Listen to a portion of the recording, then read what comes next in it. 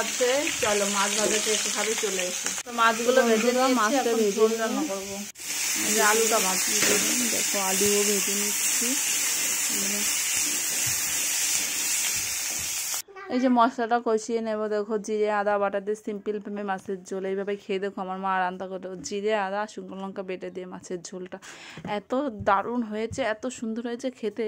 আমার হাজব্যান্ড তো একদম এত প্রশংসা করছে, আমার মনে হচ্ছে হাজব্যান্ডকে আমার রান্না না কেউ প্রশংসা করলে আমার মনে হয় তাকে রান্না করে খাওয়ায়, এত ভালো লাগে। দেখো মশলাটা কষিয়ে আলুগুলো দিয়ে দেবো, তারপরে মশলাটা ফিরে এসছে, আলুগুলো দিয়ে দেবো, তারপর ঝোল দিয়ে দেবো।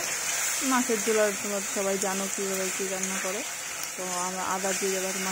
মাছের ঝোলে পেঁয়াজ রসুন দিতে হয় না, এটা আমাদের সবাই খায়, এর মধ্যেই না। এই যেমন মাছগুলো দিয়ে দিলাম।